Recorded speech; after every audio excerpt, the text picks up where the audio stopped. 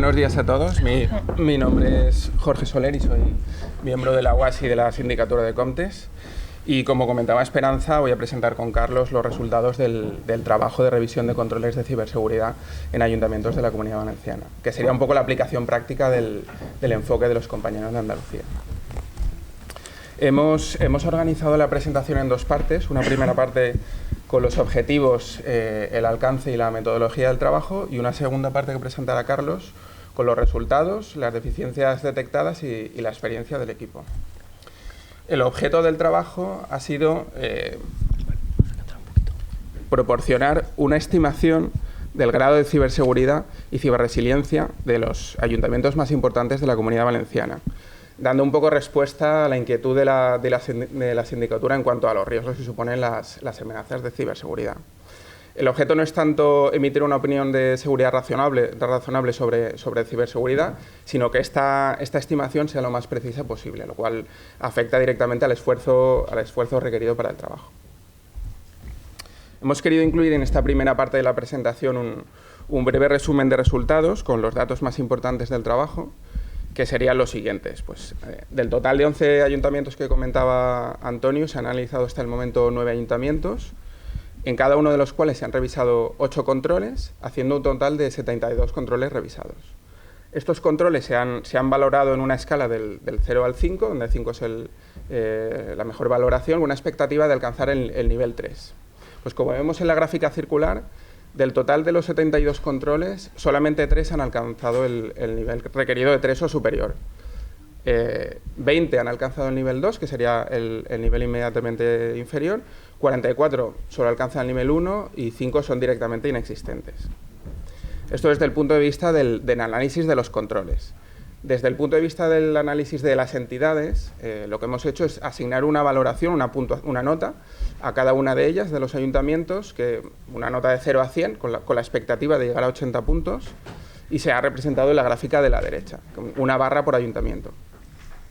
Pues lo que apreciamos es que ninguna de los ayuntamientos llega al nivel requerido, al nivel de 80, y solamente 2 están más o menos cerca de un nivel más o menos aceptable, que sería el 70%, ¿no? La interpretación de los resultados no es muy complicada, es que evidentemente en la mayoría de los casos no se cumplen los requisitos establecidos, que además no son arbitrarios y vienen de la interpretación de la normativa existente. Existen numerosas deficiencias en todos los aspectos y posibilidades de mejoras en todas las áreas, ¿no? De todas maneras, Carlos detallará los detalles de los resultados en la segunda parte. En cuanto al alcance del trabajo en la Comunidad Valenciana, se han seleccionado una serie de ayuntamientos en base a un criterio poblacional. Se han seleccionado los ayuntamientos más grandes, con el objeto de, dado un esfuerzo determinado, porque probablemente cuesta lo mismo auditar un ayuntamiento pequeño que uno grande, o un esfuerzo similar, obtenemos una representación del estado de la ciberseguridad lo más amplia posible en la Comunidad Valenciana. Y sobre el alcance del trabajo en cada una de las entidades, se ha basado en el enfoque sería el número de elementos que se han revisado. Por cada uno de estos elementos se han revisado los 8 controles que comentaba antes. Pues bien, la selección de estos elementos no es particular de cada una de las entidades o en base a un análisis de riesgos, sino general, basado en la experiencia propia de la sindicatura, ¿no?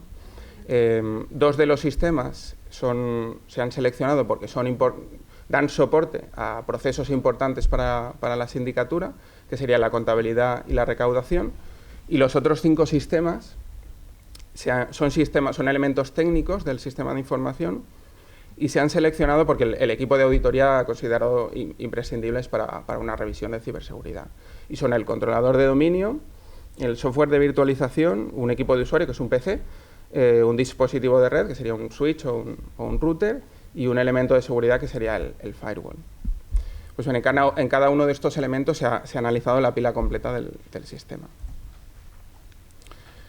La metodología utilizada está basada en la interpretación en la aplicación de la guía de fiscalización 5313, que a su vez se ha desarrollado considerando la normativa vigente, que es el Esquema Nacional de Seguridad, como se ha comentado, y las guías de las guías de seguridad del Centro Criptológico Nacional. Adicionalmente, se han tenido en cuenta las recomendaciones de organismos externos como el CIS, el Center for Internet Security, principalmente para la selección de los controles. Bueno, los controles se han comentado brevemente en la presentación anterior, no nos comentaré otra vez, pero los 6 primeros se basan en las interpretaciones de las recomendaciones del CIS, y el control 7 y control 8 de copias de seguridad y cumplimiento normativo se han incluido porque la sindicatura ha considerado que eran imprescindibles para el trabajo. Adicionalmente a la metodología del 5313, cabe detallar dos conceptos que han sido importantes para la realización del trabajo. El primero es el esfuerzo y el enfoque que se ha hecho en el análisis de los procesos y de las acciones implantadas en las entidades y que dan soporte a los controles, más que únicamente a la revisión de la documentación. Para nosotros es importante porque supone un esfuerzo adicional en recursos y en tiempo, pero hemos considerado que proporciona una visión más objetiva y más precisa de la efectividad de los controles en las entidades, ¿no? Y en segundo lugar, el aclarar el uso que se ha hecho de la guía 824 del Centro Criptológico Nacional, que es la del Informe Nacional de Estado de la Seguridad. Y es que ha sido básico para la realización del trabajo. Si bien no hemos utilizado la metodología descrita, que es completamente diferente, porque el informe INES es una autoevaluación y esto es una revisión externa basada en la recolección de evidencias, sí que hemos hecho nuestros diversos conceptos que de alguna manera facilitan el entendimiento a interesados externos, ¿no? Los vamos a comentar a continuación, pero cabe destacar uno en concreto, que es el índice de madurez, que es la magnitud en la que se han medido todas las comparativas y todos los resultados y con la que se representan todas las gráficas de la segunda parte de la presentación. Bueno, el nivel de madurez ya es el primero de los conceptos del 824, que ya brevemente se ha pasado antes, no lo voy a detallar uno a uno, pero simplemente decir que es una clasificación de la efectividad de los controles en base a ciertos criterios desde 0 hasta 5, donde 0 es la inexistencia del control y 5 la implantación óptima, ¿no? Que incluso implica un ciclo de mejora. El índice de madurez, que como comentaba es el concepto más importante para el trabajo y que puede definirse como la magnitud que permite valorar de forma numérica la eficacia de los controles en las entidades, ¿no? En nuestro caso particular se ha calculado como el producto de 2 factores. El primero de los factores, que es la efectividad del control en concreto, donde en base a unos criterios se han asignado valores numéricos a distintas capacidades de esta efectividad y de alguna manera indica cómo de bien se están implantando los controles en la entidad. Y un segundo factor, que sería el alcance. Sería un valor porcentual que indicaría sobre cuántos de los sistemas de la entidad o del alcance se han aplicado correctamente los controles. De modo que con un único valor, una única magnitud, tenemos información sobre cómo de bien se implantan los controles y sobre cuánto de la entidad, ¿vale? De todas maneras, al final de mi presentación incluyo un pequeño ejemplo del cálculo de un control concreto. En el caso del cálculo de la madurez del control 8, que es el de cumplimiento de la legalidad, el concepto la aproximación sería similar, pero el cálculo es un poco ligeramente distinto. El primero de los términos sería una valoración cualitativa de los trabajos que se basa en nuestra valoración de la calidad de la documentación y de la fidelidad de esta documentación con respecto a la realidad de la entidad. Y pongo un breve ejemplo. Es que hemos encontrado entidades que disponen de política, normativa, procedimientos que están correctos, están bien redactados y están aprobados desde hace muchos años, pero en el momento de realizar las visitas, los responsables no son capaces de encontrarlos en su intranet o en sus carpetas, ¿no? Y los recibimos días después. De modo que esto es imposible que estos utilicen en el día a día estos procedimientos y que represente realmente lo que están haciendo, ¿no? Entonces no se pueden valorar igual si realmente no están haciendo un uso adecuado. Y un segundo término, un segundo factor, que sería un valor porcentual de cuántos de los requisitos que estamos revisando se cumplen, ¿no? Pues, igualmente el producto de ambos términos sería la madurez del control 8. La madurez completa de un ayuntamiento sería el valor medio de cada uno de los controles que se han analizado, sin valorar más unos sobre otros. No hay ponderación, todos valen lo mismo, ¿no? Y subcontrol es el mismo concepto. Finalmente, el último de los conceptos del 824, que es relevante, que es el índice de cumplimiento, que es una medida derivada del índice de madurez, que permite comparar entidades que no están clasificadas con el mismo nivel. En nuestro caso no es tan relevante porque todas las entidades que hemos revisado hasta el momento están clasificadas con un nivel medio, pero en cualquier caso es un concepto básico. Y finalmente un breve ejemplo de cómo se valoraría un control concreto en una de las entidades, que sería el control 4 de privilegios administrativos. Y bueno, si consideramos, por ejemplo, el subcontrol 4.2, que podría ser de existencia de usuarios por defecto, en este caso hemos valorado el subcontrol como bastante efectivo, que tiene color amarillo. Y probablemente porque los sistemas no disponen, no tienen usuarios por defecto, pero no está procedimentado adecuadamente o no está formalizado. Y se le ha asignado un valor de 75%. Además, probablemente hemos observado que solo está aplicado en la mitad de los sistemas del alcance o de la entidad y se le asigna al alcance un valor del 50%. Pues el producto de ambos factores, el 75 y del 50, nos daría el índice de madurez de ese subcontrol en concreto, que serían 37 puntos. La media de los 5 subcontroles sería el índice de madurez completo del control, que en este caso serían 40 puntos, ¿no? Esto traducido en niveles, que hay una equivalencia, sería un nivel 1 que sería el inicial, ¿vale? Pues bien, visto un ejemplo del cálculo de subcontrol y explicada la metodología, si queréis pasamos a la revisión de resultados.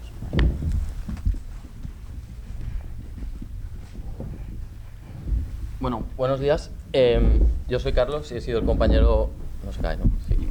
Sí se cae, sí. Sí se cae. Podéis cogerlo, si queréis. He sido el compañero de Jorge durante el trabajo y, bueno, una vez introducida la metodología del cálculo de cómo hemos valorado todos los controles, pues hemos querido representar los resultados gráficamente. Entonces, hemos hecho 3 tipos de gráficos. Un primer gráfico basado en los controles de todas las entidades y 2 gráficos más basados en los controles, pero ya separados por entidad. En este primer gráfico hemos marcado con una línea en verde el valor objetivo al que debería llegar la madurez de los controles y lo que veis en rojo es el estado actual de cada control. Veis que en los vértices tenemos todos los controles identificados. Llegamos a 3 grandes conclusiones con este gráfico. Por una parte, todos los controles, o sea, ningún control llega al valor objetivo. Sí que es verdad, y también se observa en uno de los controles, como sería el control 7, que las entidades sí que tienen en determinados controles un nivel de madurez aceptable. Otra de las cosas que más nos ha llamado la atención pues ha sido el número de incumplimientos legales con los que nos hemos encontrado, que luego sí que queríamos comentar algo más sobre ellos. Un segundo gráfico serían los controles, pero ya separados por entidades. Y de nuevo, pues llegamos un poco a la conclusión que hemos comentado antes. Como vemos, ninguno llega al nivel 3, que sería el nivel objetivo. Sí que es verdad que existen 2 que de media están entre el nivel 2 y el 3, y 7 entidades pues no pasarían del nivel 1.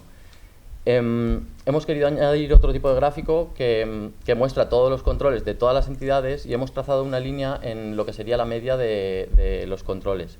¿Por qué? Porque algo que sí que hemos visto es que ninguna entidad realizaba mal todos los controles, sino que existen, pues por ejemplo, aquí hemos puesto 5 entidades con controles cuyo índice de madurez pues sí que alcanzaba o pasaba el 70% y nos ha llamado la atención, o 8 entidades cuyos controles pues tenían un índice de madurez del 50%. Es decir, nos hemos encontrado en que en las distintas entidades sí que hacían cosas bien y hemos querido recalcarlo. ¿Cuál sería una valoración global de estos resultados preliminares? Pues Sobre todo que lo que hemos comentado varias veces, que todas las entidades están por debajo del nivel 3, que ninguna cumple de forma razonable con la normativa y que ninguna dispone de un sistema de controles de ciberseguridad adecuado que permita proteger sus sistemas de manera satisfactoria.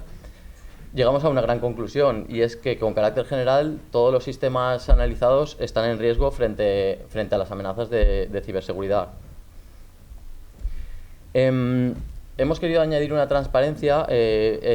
Durante el presente trabajo hemos realizado mucho trabajo de campo y creíamos que lo más interesante de este trabajo pues, es ver realmente dónde estaban las deficiencias significativas. Entendiendo significativas, pues todas aquellas deficiencias de control más frecuentes y aparte cuyo impacto afecte de manera negativa a la protección de los datos y de los sistemas. Bueno, esto es un pequeño resumen, pero como voy a comentar control a control lo que hemos ido viendo, prefiero pasarlo.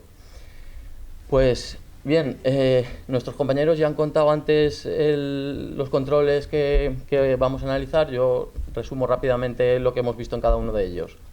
El control 1, que sería inventario de hardware, pues nos hemos encontrado con redes muy bien diseñadas y muy bien implementadas, y luego en detalles muy significativos hemos encontrado deficiencias. Por ejemplo, una red que nos han enseñado en papel y estaba genial, muy bien diseñada y tal, y tenía unos procesos de seguridad muy bien implementados, y luego hemos llegado con nuestro portátil, hemos pinchado a red y hemos tenido acceso a toda la red. Hemos podido analizar y ver las impresoras o ver, pues esto es una deficiencia bastante significativa. Si hablamos del control 2, del inventario de software, pues por ejemplo, todos hemos vivido con Windows XP y pues es un sistema que lleva años diciéndonos que está fuera de soporte, que tiene vulnerabilidades, que Microsoft no lo actualiza. Nos ha preocupado un poco encontrar pues, un parque de sistema de información con 700 equipos de usuario con Windows XP. No es que hayamos encontrado alguno que otro, 700. Otra cosa que nos llama la atención si hablamos del control de vulnerabilidades es que esto, para que me entendáis, es cuando estamos trabajando y se pone el equipo a buscar actualizaciones o cualquier cosa, pues la manera correcta de montar este tipo de sistemas es la gestión unificada. Es decir, aunque sea un poco molesto cuando empieza a actualizar un equipo, detrás hay un departamento TIC que lanza, que aprueba, que deniega determinados parches de seguridad. Pero hemos encontrado sitios donde esta gestión pues era independiente en cada sitio, no tenían una gestión unificada. Y entonces se pierde un poco el control de qué equipos se están actualizando y qué equipos no. Lo hemos considerado importante. En el control 4, que es uno de los controles para nosotros, a nuestro juicio, más importantes, privilegios administrativos, pues hemos encontrado desde aplicaciones con 200 administradores hasta un usuario administrador cuyo nombre es administrador compartido por todo el departamento de informática. Y contraseña admin. Seguramente. Pues claro, esto vulnera un poco la trazabilidad de las acciones. Es decir, ante un incidente de seguridad yo voy a analizar los logs de auditoría y ha sido el usuario administrador. No tenemos, es decir, los administradores tienen que ser nominativos. Sobre todo también nos hemos encontrado muchos usuarios que eran administradores de sus máquinas, incluso del dominio, sin saberlo. Es decir, se está dando a la gente privilegios que no necesitan para el trabajo diario. En cuanto al control 5, que es configuraciones seguras, pues un poco en la línea que he contado en el control 1. Estamos securizando mucho la red, nos preocupamos de que todos los procesos de seguridad se implanten correctamente y luego viene una empresa a cambiarme un switch y lo deja por defecto. Y el usuario es admin y a lo mejor la contraseña, como ha dicho Esperanza, pues es admin también. Es una pena que el centro criptológico hace mucho hincapié y saca muchas guías de configuración segura de dispositivos y no estén siendo utilizadas correctamente. Por ejemplo, en el control 6 también es el registro de actividad de usuarios. Pues hoy en día todos los sistemas que montamos y tal llevan su propio registro de actividad, pero sucede una cosa, y es que si no lo gestionamos de manera unificada, una red hoy en día, ¿cuántos dispositivos puede tener? Pues a lo mejor tiene 1000 dispositivos y tenemos que revisar el log de todos, pues es un poco complejo. No es lo mismo tener un sistema centralizado que además analice patrones y tal, que tener que irme a cada dispositivo a mirar el log de registro de actividad. O las copias de seguridad. Las copias de seguridad hemos dicho que la gente está bastante concienciada a raíz de todos los CryptoLocker y todo lo que ha pasado y que sale en prensa y tal. Pero hemos visto copias tan sumamente bien hechas y con tanta periodicidad que si entraba un bicho en los datos, se traían el bicho a la copia, porque lo hacía muy periódicamente o sin analizar previamente los datos. Hemos echado un poco en falta pues una copia desconectada de la red o no accesible, un tercer nivel. En el cumplimiento 8, que es el cumplimiento normativo, pues hemos visto diferentes incumplimientos legales. Han sido tantos que hemos hecho un cuadro con las cosas que nosotros hemos mirado. Y bueno, no me voy a poner a leerlas porque os dejaremos la presentación, pero básicamente comentar que las entidades sí que están haciendo cosas, están bastante concienciadas, aunque el nivel de madurez de los controles y de lo que están haciendo pues no sea suficiente.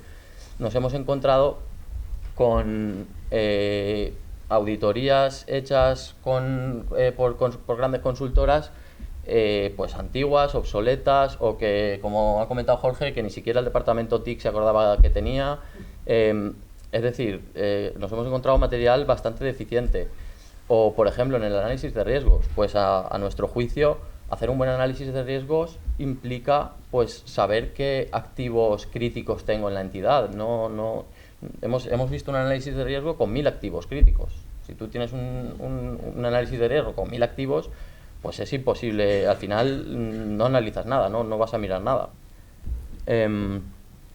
Bueno, un poco era contaros nuestra experiencia y para finalizar sí que hemos puesto una transparencia de la experiencia y las lecciones aprendidas. Pues os hago un resumen rápido. Sobre todo los que hagáis tema de auditoría, supongo que esto lo sabréis. Nosotros hemos visto que cuanto mejor es la implicación y la comunicación con el interlocutor, pues mejor calidad de trabajo nos ha salido. Sobre todo, un enfoque que hablamos Jorge y yo antes de iniciar el trabajo fue pues que el trabajo no fuera una amenaza, ¿no? Ellos no se sintieran amenazados. O sea, la sindicatura no va a tu entidad a decirte qué cosas estás haciendo mal, que también te las dice. Pero la sindicatura lo que quiere es pues determinar en qué aspectos puedes mejorar y sobre todo que nuestro informe eche una mano a los departamentos TIC a impulsar pues todo aquello que no tienen implementado correctamente. De hecho, durante el trabajo pues nos ha llamado mucho la atención que nuestro trabajo ha impulsado mucho a la mejora de los controles. Nos hemos encontrado entidades que nos han llamado y nos han dicho ya lo tenemos hecho, o incluso algo que no tenían, que ni siquiera sabían que existía, pues lo han implementado y nos ha halagado saberlo. Otra cosa que nos ha llamado la atención ha sido la percepción distorsionada que las entidades tienen de sus propios controles. Os pongo un ejemplo. Hemos llegado a una entidad y le hemos dicho, tienes un procedimiento de gestión de usuarios y se han asustado y nos han dicho, no, nosotros de eso no tenemos nada.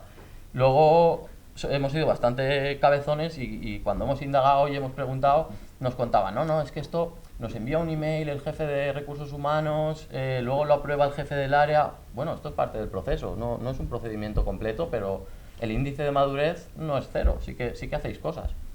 Y lo contrario, con el mismo ejemplo. Hemos ido a sitios que hemos pedido la misma gestión de usuarios y nos han sacado un procedimiento que hemos dicho, lo hacen de 10. Y luego, claro, somos sindicatura, vamos a ver la evidencia. Al preguntar, pues enséñame pues un ejemplo del correo, de cómo grabáis, y no tenían nada. O sea, llega una empresa, les ha dado una plantilla muy bien hecha, pero luego no la cumplían, o no la cumplían a rajatabla.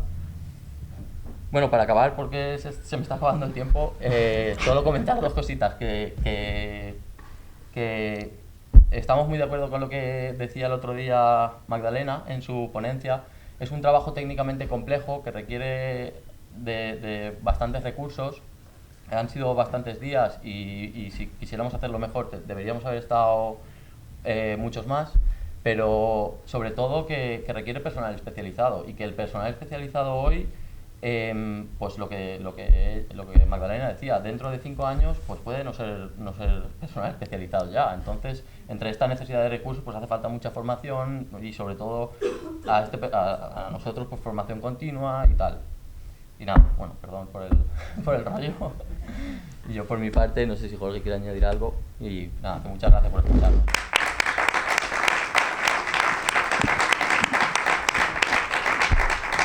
Si os parece, abrimos el turno de preguntas tanto para la parte de la charla que Enrique y Carlos han hecho, como si tenéis alguna pregunta para mis compañeros.